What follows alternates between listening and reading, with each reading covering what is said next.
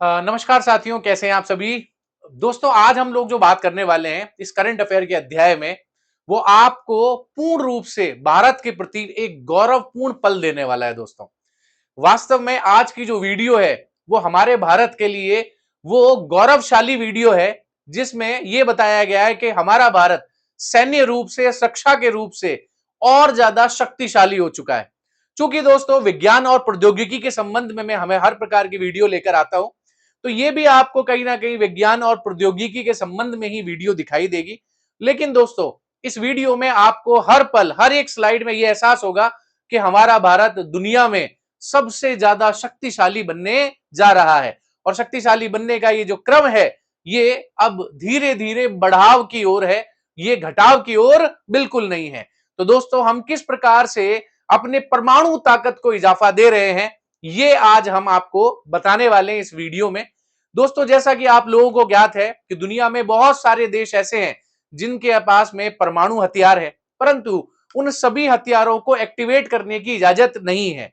और उनमें से बहुत सारे देश ऐसे हैं जो बहुत कम हथियारों को एक्टिवेट करवा पाए हैं, और बहुत सारे देश ऐसे हैं जिनके पास हथियार तो हैं पर एक्टिवेट सिचुएशन में नहीं है। यानी अगर युद्ध हो जाए तो वो इस प्रकार के परमाणु हथियार का प्रयोग नहीं कर सकते हैं। परंतु अगर हम बात करें भारत के बारे में, तो भारत के पास में हथियारों की संख्या बढ़ गई है, और इन जो परमाणु हथियार हैं उन सबको एक्टिवेट भी कर दिया गया है। और ये पहली बार 12 परमाणु हथियार है जो कि सीमाओं पर लगाए गए हैं, जिससे हमारे आसपास के जितने दुश्मन हैं वो सभी के सभी क्या हो गए हैं, परेशान हो गए, भौचक्के के रह गए हैं। तो दोस्तों, आइए पढ़ते हैं आज इस स्लाइड में क्या क्या विशेष बातें मैं आपको बताने वाला हूं। जैसे कि आप लोगों को पीछे न्यूज यहां पर दिखाई दे रही होगी, अभी कुछ टाइम पहले ही ये न्यूज आई है कि भारत ने पहली बार 12 परमाणु हथियार जो हैं वो तैनात कर दिए हैं। यानी कोई भी दुश्मन हमारे भारत की सीमा को उलांघ नहीं पाएगा, और आसपास के जितने पड़ोसी देश हैं उन सब के अंदर एक डर पैदा हो जाएगा कि अगर हमने भारत को किसी भी प्रकार से नुकसान पहुंचाने की कोशिश करी तो इस बार भारत नहीं छोड़ेगा। दोस्तों, और अगर देखते हैं इस न्यूज में क्या है, देख लीजिए। जिस प्रकार से न्यूज यहां पर आपको दिखाई दे रही है, ये सभी न्यूज जो है ये इस बात का सबूत है, और ये इस बात की गवाही दे रहा है और पूरा विश्व कि अब भारत भी किसी से कम नहीं है। तो भारत ने पहली बार मिसाइलों में तैनात किए 12 लाइव परमाणु हथियार। यानी अगर किसी ने कोई भी ज्यादा नाटक करने की कोशिश करी तो बटन दबाया और खेल खत्म। तो दोस्तों, इतनी बड़ी शक्ति बनने जा रहा है हमारा भारत। इसके अतिरिक्त हम लोग बात करें तो ये सारी न्यूज उसी से रिलेट करती हुई है जो मैं आपको दिखा रहा हूं। तो पूर्ण रूप से ऑथेंटिकेटेड न्यूज है जो आपको यहां पर दिखाई दे रही है। अब यहां पर आपको एक बहुत ही महत्वपूर्ण नाम दिखाई दे रहा होगा जिसका नाम है सिप्री, SIPRI। दोस्तों, ये बहुत महत्वपूर्ण है और इसी से रिलेटेड बहुत सारी चीजें आपके एग्जाम्स में भी पूछी जा सकती हैं। इसके अलावा आपकी जीके के लिए, जनरल नॉलेज के लिए इस सिप्री का जानना बहुत इंपॉर्टेंट है। दोस्तों, बात करते हैं सिप्री क्या है। तो दोस्तों, अगर हम बात करें सिप्री के बारे में, तो सिप्री क्या है? सिप्री एक प्रकार की एजेंसी है। बेसिकली अगर बात की जाए तो एक प्रकार की प्रतिष्ठित रक्षा एवं सुरक्षा अनुसंधान संस्थान है, जो कि ये हर वर्ष वैश्विक सैन्य खर्च, हथियारों के व्यापार, परमाणु हथियारों की स्थिति पर अपनी रिपोर्ट प्रकाशित करती है। सिप्री का पूरा नाम क्या है? तो सिप्री का पूरा नाम है Stockholm International Peace Research Institute. तो इसका काम क्या है कि दुनिया भर में जितने भी देश हैं उन सभी देशों में रक्षा और प्रौद्योगिकी को लेकर, सुरक्षा के अनुसंधान को लेकर क्या क्या नई तकनीक विकसित की जा रही है, किसके पास वैश्विक स्तर पर हथियार अत्यधिक तौर पर मौजूद हैं, किसकी सेना सबसे अधिक है, किसके पास में परमाणु हथियार हैं, कितने हथियार हैं, कितने सक्रिय हैं, कितने असक्रिय हैं, इन सभी की चीजें कौन देखता है? सिप्री देखता है। ठीक है, तो सिप्री अपने न्यूज में इन सबको क्या करता है? प्रकाशित करता है। यही सबकी जो है वो देख रेख, जांच करने वाला एक केंद्र है वैश्विक स्तर पर। अगर देखा जाए तो जांच तो नहीं कह सकते, ये कह सकते हैं कि रिपोर्ट प्रकाशित करने वाला है। जांच तो कोई कैसे ही कर देगा, बट एक रिपोर्ट देने वाला कौन है भाई? सिप्री है। तो सारी रिसर्च करता है और उस पर रिपोर्ट देता है। ध्यान देने वाली बात यह है कि भारत, पाकिस्तान, चीन, रूस और अमेरिका जैसे देश अपने परमाणु हथियारों की सटीक संख्या सार्वजनिक नहीं करते, इसीलिए सिप्री के आंकड़े अनुमान आधारित हो सकते हैं। भाई, कोई अगर रिसर्च करेगी सिप्री तो कितनी रिसर्च कर सकती है दोस्तों? अगर वास्तविक तौर पर हमारे रक्षा मंत्रालय से पूछा जाए तो क्या हम सही जवाब देंगे? नहीं देंगे दोस्तों, ये तो देश की सुरक्षा का सवाल है। और देश की सुरक्षा की जब बात आती है तो कोई भी देश जो है वो इस प्रकार के आंकड़ों को पूर्ण रूप से जारी नहीं करता है। अब देखिए, अगर हम लोग बात करें तो सिप्री की 2026 की एक रिपोर्ट आई है। उस रिपोर्ट के अनुसार क्या है, 2024 में भारत के पास 180 परमाणु हथियार थे, लेकिन अब इसकी संख्या बढ़कर कितनी हो गई है, 190 हो चुकी है। यानी हमने 10 और हथियार बढ़ा लिए हैं। भारत ने पहली बार 12 परमाणु हथियारों को तैनात भी कर दिया है। पाकिस्तान के बारे में बात करें तो पाकिस्तान में केवल 170 परमाणु हथियार हैं। इस प्रकार भारत अब पाकिस्तान से 20 परमाणु हथियार आगे हो चुका है। आई बात समझ में? तो कहीं ना कहीं ये क्या है, मैंने आपको कहा था ना कि पूरी क्लास में, पूरी स्लाइड्स में आपको हर पल ये लगेगा कि भारत कितना गौरवपूर्ण तरीके से आगे बढ़ रहा है दोस्तों। इसके अतिरिक्त हम लोग बात करें तो भारत में, या सॉरी, वर्तमान में दुनिया के 9 देश ऐसे हैं जिनके पास में परमाणु हथियार हैं, जिनमें अमेरिका है, रूस है, चीन है, फ्रांस है, ब्रिटेन है, भारत है, पाकिस्तान है, उत्तर कोरिया है और इजराइल है। इन सभी 9 देशों के पास में इस वक्त परमाणु हथियार हैं। अगर हम बात करें तो इन 9 देशों के पास में लगभग 12,187 परमाणु हथियार हैं, जिनमें से अगर हम बात करें तो 9,745 सैन्य भंडार में मौजूद है और आवश्यकता पड़ने पर इन्हें तैयार किया जा सकता है। तो आप खुद सोच लिए कि कितने कितने खतरे वाले कगार पर पूरी दुनिया बैठी हुई है। हमारे एक फैकल्टी थे, हमारे एक टीचर थे, वो हमेशा कहा करते थे कि तीसरा विश्व युद्ध हमेशा परमाणु बम से लड़ा जाएगा, परमाणु ऊर्जा से लड़ा जाएगा, और तीसरा युद्ध ऐसा होगा कि जीवन में कभी चौथा युद्ध होगा ही नहीं। तो ऐसा हमेशा कहते थे कि विश्व युद्ध अगर तीसरा हुआ तो ऐसा होगा कि फिर कभी चौथा विश्व युद्ध होने की नौबत ही नहीं आएगी। अर्थात उनके कहना यही था कि तीसरे विश्व युद्ध में इतनी तबाही हो जाएगी कि चौथे के लिए कोई बचेगा ही नहीं। अगला हम देखते हैं यहाँ पे, देखिए यहाँ पर कुछ कंट्रीज आपको दिखाई दे रही होंगी, यूनाइटेड स्टेट्स है। ये 2025 के वेपन्स डेटा है, जिनमें ये देखते हैं कि लगभग 5,177 यूनाइटेड स्टेट के पास में है। इसके अलावा यूनाइटेड किंगडम के पास 225, France 290, Israel 90, Pakistan 170, India 180, China 650, north Korea और रशिया के पास 5,459 परमाणु हथियार है। किसमें? 2025 की रिपोर्ट है। 2026 में रिपोर्ट यह आंकड़ा बदला है। यहां पर अगर हम बात करें, यूनाइटेड स्टेट के पास में 3700 अभी है, जिनमें से 1342 इन्होंने क्या कर दिए, रिटायर्ड कर दिए। इसके अलावा यूनाइटेड किंगडम ने 225 बना लिए हैं, फ्रांस के पास 290 हैं, इन्होंने 80 रिटायर्ड कर दिए हैं। इसके बाद इजराइल के पास 90 है, पाकिस्तान के पास 170 है, इंडिया के पास 190 है, चाइना के पास 620 है, कोरिया के पास 60 है और रशिया के पास 4400 परमाणु हथियार इस वक्त मौजूद है। ये हाल ही अभी ताजी रिपोर्ट है जो 2026 में सिप्री के द्वारा दी गई है दुनिया को। ठीक है, तो ये ताजी रिपोर्ट है। उससे पहले जो मैंने आपको बताई वो 2025 की रिपोर्ट थी।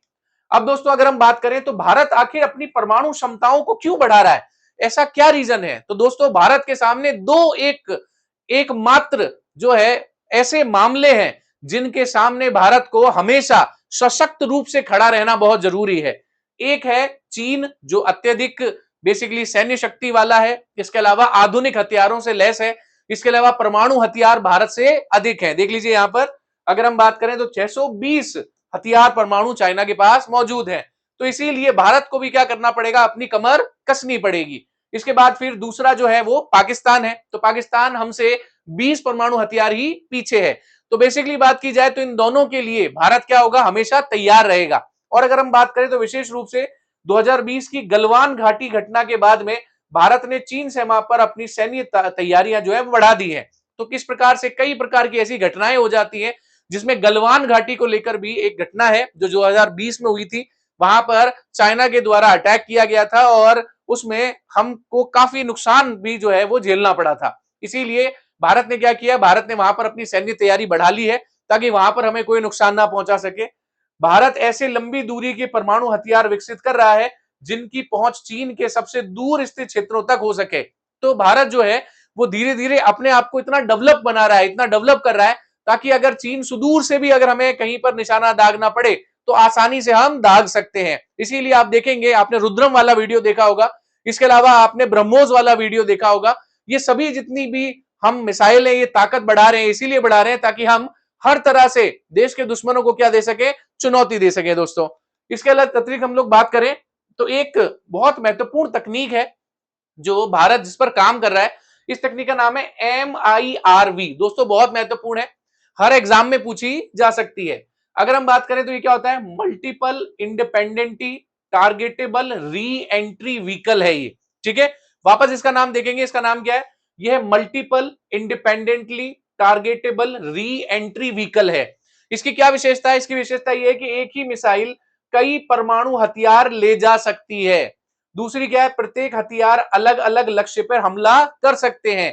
तीसरी क्या है, दुश्मन की मिसाइल रक्षा प्रणाली को भेदना आसान हो जाता है। इस तकनीक का प्रदर्शन भारत ने अग्नि श्रृंखला की उन्नत मिसाइलों के परीक्षण में किया है।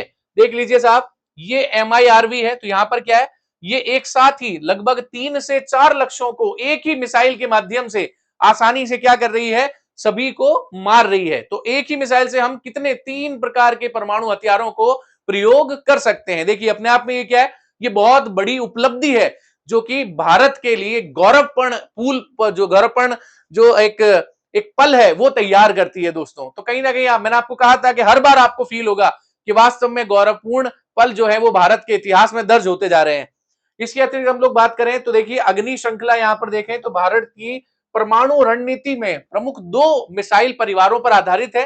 तो भारत की 2 मिसाइलें हैं जो परमाणु हथियारों को ले जाने का काम करेंगे, और भविष्य में अगर ऐसी कोई घटना होती है तो भारत इन 2 मिसाइलों के तहत क्या करेगा, पूरे विश्व को एक तरफा कर देगा। इसका मतलब विश्व को चुनौती दे देगा। कौन कौन सी है, सबसे पहले अग्नि श्रृंखला है जिसमें अग्नि फर्स्ट, सेकंड, थर्ड, फोर्थ और फिफ्थ शामिल है। विशेष रूप से अग्नि 5 की रेंज 5000 किलोमीटर से अधिक मानी जाती है, जिससे चीन के अधिकांश महत्वपूर्ण शहर पहुंच में आ जाते हैं। इसके अतिरिक्त हम लोग बात करें तो के सीरीज के बारे में बात करें, K-15 और K-4 है। ये पनडुब्बियों द्वारा लॉन्च की जाने वाली बैलिस्टिक मिसाइल है। इसको 2025 में K-4 मिसाइलों का सफल परीक्षण अभी तक कर चुके हैं हम लोग। इसके अतिरिक्त हम लोग बात करें तो भूमि आधारित मिसाइल है, वायु लड़ाकू विमान और परमाणु डिब्बियां। अब ये तीनों चीजें क्या है, ये ट्राइड कहलाती हैं। तो हमारे जो परमाणु हथियार हैं वो दुनिया के सबसे मजबूत उसी देश में माने जाते हैं जिसके पास न्यूक्लियर टाइड होती है, यानी उसके पास में इन तीनों की ताकत मौजूद होती है कि वो भूमि से भी हमला कर दे, वो वायु से भी हमला कर दे, और परमाणु और जो है ये परमाणु पनडुब्बियों से भी हमला कर दे। और ये बहुत ही महत्वपूर्ण बात है कि भारत इन तीनों में सक्षम है।